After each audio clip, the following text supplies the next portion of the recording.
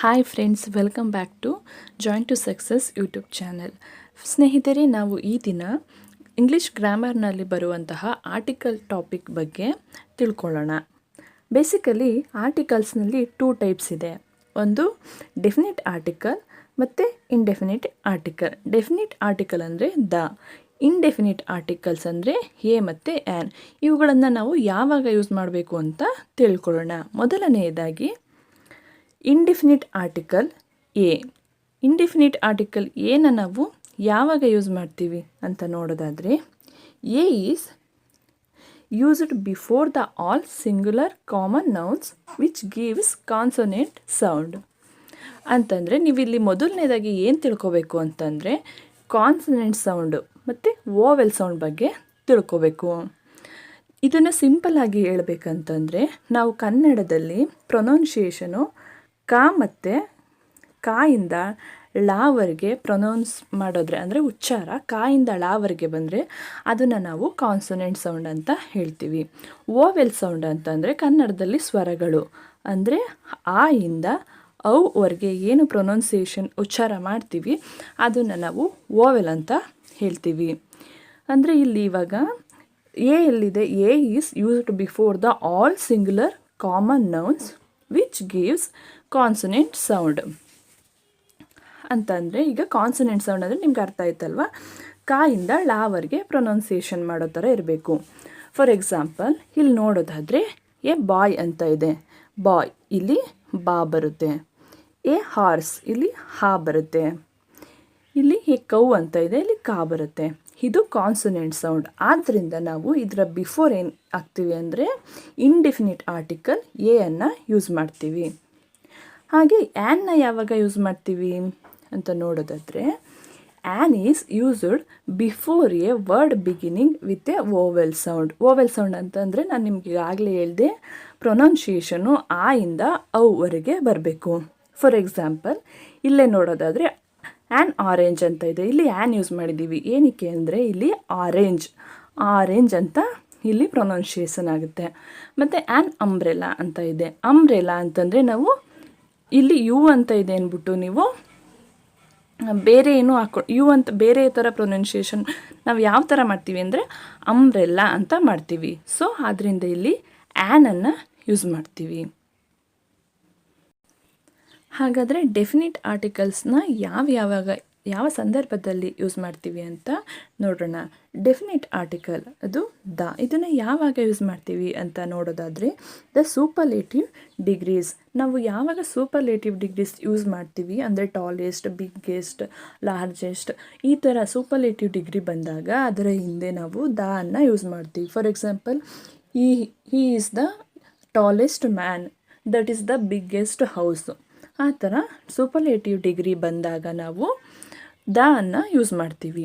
Next second one, the name of the holy books ಅಂತಂದರೆ ಪವಿತ್ರ ಗ್ರಂಥಗಳನ್ನು ಯೂಸ್ ಮಾಡಬೇಕಾದ್ರೆ ನಾವು ಅದರ ಹಿಂದೆ ದ ಅನ್ನು ಯೂಸ್ ಮಾಡ್ತೀವಿ. ಫಾರ್ ಎಕ್ಸಾಂಪಲ್, ದ ಗೀತಾ ಅಂದರೆ the Bhagavad Gita, the Bible, the Quran ಈ ಥರ ಯೂಸ್ ಮಾಡ್ತೀವಿ. ಥರ್ಡ್ ರೂಲ್ ಏನಂತ ಅಂದರೆ, the name of the news ಪೇಪರ್ನ ಬಳಕೆ ಮಾಡಿದಾಗಲೂ ಕೂಡ ನಾವು ದ ಅನ್ನು ಯೂಸ್ ಮಾಡ್ತೀವಿ. The Hindu, the Deccan Herald ಈ ಥರ. ಮತ್ತು ನೆಕ್ಸ್ಟ್ ಯಾವ ಸಂದರ್ಭದಲ್ಲಿ ದಾನ ಯೂಸ್ ಮಾಡ್ತೀವಿ ಅಂತಂದರೆ, ರಿವರ್, ಸಿ, ಓಷನ್, ಪೀಕ್ಸ್ ಹೇಳ್ಬೇಕಾದ್ರೆ ಯೂಸ್ ಮಾಡ್ತೀವಿ. For example, the Kaveri, the Himalaya, the Kuru Shikhara ಈ ಥರ ಪೀಕ್ಸು, ರಿವರು, ಸಿ, ಓಷನ್, ಸಾಗರ, ಸಮುದ್ರಗಳು ಹೆಸರುಗಳನ್ನು ಯೂಸ್ ಮಾಡಬೇಕಾದ್ರೆ ನಾವು ದ ಅನ್ನು ಯೂಸ್ ಮಾಡ್ತೀವಿ.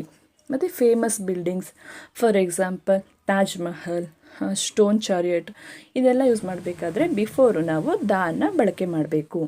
The name of unique objects ಅಂದರೆ ಯುನಿಕ್ ಆಬ್ಜೆಕ್ಟ್ಸ್ ಅಂದರೆ ಸನ್, ಸ್ಕೈ, ಅರ್ತ್, ಪ್ಲ್ಯಾನೆಟ್ಸ್ ಇವುಗಳನ್ನು ಯುನಿಕ್ ಆಬ್ಜೆಕ್ಟ್ಸ್ ಅಂತ ಕರಿತೀವಿ. So for example, the sun, the sky, the earth ಈ ರೀತಿ ನಾವು ಬಳಕೆಯನ್ನು ಮಾಡಬೇಕು. ನೆಕ್ಸ್ಟ್ ಒನ್ ಏನಂದರೆ, the name of the nationals communities. For examples the Germans, the Hindus, the Muslims ಈ ಥರ ಬಳಕೆ ಮಾಡಿದಾಗ ನಾವು ನ್ಯಾಷನಲ್ಸ್ ಮತ್ತು ಕಮ್ಯುನಿಟೀಸ್ನ ದಾನ ಯೂಸ್ ಮಾಡಬೇಕು. ಮತ್ತು ಡೈರೆಕ್ಷನ್ಸನ್ನು ಬಳಕೆ ಮಾಡಿದಾಗಲೂ ನಾವು ದಾನ ಯೂಸ್ ಮಾಡಬೇಕು. For example the east, the west, the south ಈ ರೀತಿ ಡೈರೆಕ್ಷನ್ನ ಯೂಸ್ ಮಾಡಬೇಕಾದ್ರೆ ಅದ್ರ ಹಿಂದೆ ನಾವು ದಾನ ಬಳಕೆ ಮಾಡ್ತೀವಿ. ಮತ್ತು ನೀವು ಕೆಲವೊಂದು ಈ ಥರ ಪ್ರೊನೌನ್ಸಿಯೇಷನ್ ಮಾಡಬೇಕಾದ್ರೆ ಕೆಲವೊಂದು ಲೆಟರ್ಗಳ ಬಗ್ಗೆ ನೀವು ಸ್ವಲ್ಪ ತಿಳ್ಕೊಂಡಿರಬೇಕಾಗತ್ತೆ. ಅದೇನಂತ ಅಂದರೆ ಯು ಅದು ಯಾವ ಲೆಟರ್ಸ್ ಅಂತ ನೋಡೋದಾದರೆ U, H, E, O, M, S, F ಅಂತ ಹೇಳ್ತೀವಿ. ಯಾವ ರೀತಿ ಅಂತ ನೋಡೋಣ. ಫಾರ್ ಎಕ್ಸಾಂಪಲ್ ಯುವನ್ನು ತಗೊಂಡ್ರೆ ನಾವು ಅದನ್ನು 2 ರೀತಿ ಪ್ರೊನೌನ್ಸಿಯೇಷನ್ ಮಾಡ್ಬೋದು. ಫಾರ್ ಎಕ್ಸಾಂಪಲ್ ಯೂನಿವರ್ಸಿಟಿ ಅಂತ ನಾವು ಪ್ರೊನೌನ್ಸಿಯೇಷನ್ ಮಾಡ್ತೀವಿ. ಯೂನಿವರ್ಸಿಟಿ ಇಲ್ಲಿ ಯುನೇ ಬಂದಿದೆ. ಇದು ಓವೆಲ್ ಲೆಟರ್ ಆದರೆ ಯು ಓವೆಲ್ ಲೆಟರ್ ಆದರೆ ಇದು ಕಾನ್ಸನೆಂಟ್ ಸೌಂಡಾಗೂ ಕೂಡ ಬಳಕೆ ಮಾಡ್ಬೋದು, ಓವೆಲ್ ಸೌಂಡಾಗೂ ಕೂಡ ಬಳಕೆ ಮಾಡ್ಬೋದು.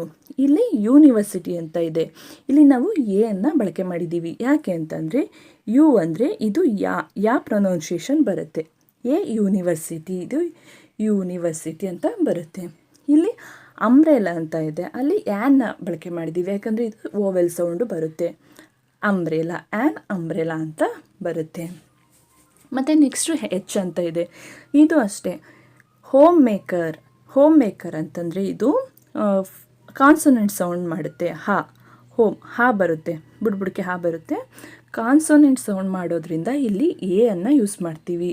ಇಲ್ಲಿ ಎಚ್ ಸೈಲೆಂಟು, ಆನೆಸ್ಟ್ ಅಂತ ಅಂತೀವಿ ನಾವು. ಹಾನೆಸ್ಟ್ ಅನ್ನಲ್ಲ, ಆನೆಸ್ಟ್ 2ನೇ ಇದು ಓವೆಲ್ ಸೌಂಡ್ ಬರೋದ್ರಿಂದ ಇಲ್ಲಿ ನಾವು ಹ್ಯಾನನ್ನು ಬಳಕೆ ಮಾಡ್ತೀವಿ. ಹಾಗೆ ಈ ಕೂಡ ಈ ಫಾರ್ ಎಕ್ಸಾಂಪಲ್ ಎಗ್ಗನ್ನು ಯಾವ ರೀತಿ ನಾವು ಬರಿತೀವಿ ಅಂತ ಪ್ರೊನೌನ್ಸಿಯೇಷನ್ ಮಾಡ್ತೀವಿ ಅಂದರೆ ಎಗ್ ಈ ರೀತಿ ಪ್ರೊನೌನ್ಸಿಯೇಷನ್ ಮಾಡ್ತೀವಿ. ಇಲ್ಲಿ ಯುರೋಪ್ ಅಂತ ಇದೆ ಅಲ್ವಾ, ಯಾ ಬರುತ್ತೆ, ಕಾನ್ಸನೆಂಟ್ ಸೌಂಡ್ ಬರುತ್ತೆ, ಯುರೋಪ್. ಇಲ್ಲಿ ಅದರಿಂದ ಕಾನ್ಸನೆಂಟ್ ಸೌಂಡ್ ಆಗಿರೋದ್ರಿಂದ ಬಳಕೆ ಮಾಡ್ತೀವಿ. ಇದು ಓವೆಲ್ ಸೌಂಡ್ ಆಗಿರೋದ್ರಿಂದ ಹ್ಯಾನನ್ನು ಬಳಕೆ ಮಾಡ್ತೀವಿ. ಅದೇ ರೀತಿ ಓ ಕೂಡ ಇಲ್ಲೂ ಅಷ್ಟೇ. ಆ್ಯನ್ ಆರೆಂಜ್ ಅಂತ ಇದೆ ಅಲ್ವಾ, ಆರೆಂಜ್ ಅಂತ ಬಂದಾಗ ಬರುತ್ತೆ, ಓವೆಲ್ ಸೌಂಡ್ ಬರುತ್ತೆ. ಸೊ ಆ್ಯನ್ನ ಯೂಸ್ ಮಾಡ್ತೀವಿ. ಇಲ್ಲಿ ಓಲ್ಡ್ ಮ್ಯಾನ್ ಅಂತ ಬಂದಾಗ ಓ ಬರುತ್ತೆ, ಆ್ಯನ್ ಹೋಲ್ಡ್ ಮ್ಯಾನ್ ಇದು ಬಂದಾಗ ನಾವು ಎನ್ನು ಯೂಸ್ ಮಾಡ್ತೀವಿ. ಅದೇ ರೀತಿ ಎಮ್, ಎಸ್, ಎಫ್ ಕೂಡ ಆಗಿರುತ್ತೆ.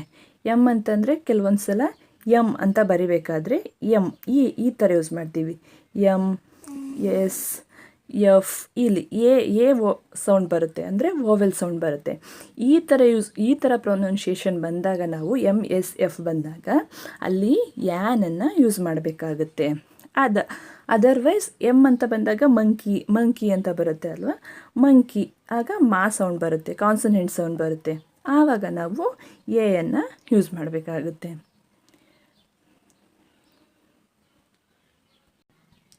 ಐ ಹೋಪ್ ನಿಮಗೆ ಸ್ವಲ್ಪ ಆದ್ರೂ ಆರ್ಟಿಕಲ್ಸ್ ಬಗ್ಗೆ ಅರ್ಥ ಆಗಿದೆ ಅಂತ ಅನ್ಕೋತೀನಿ.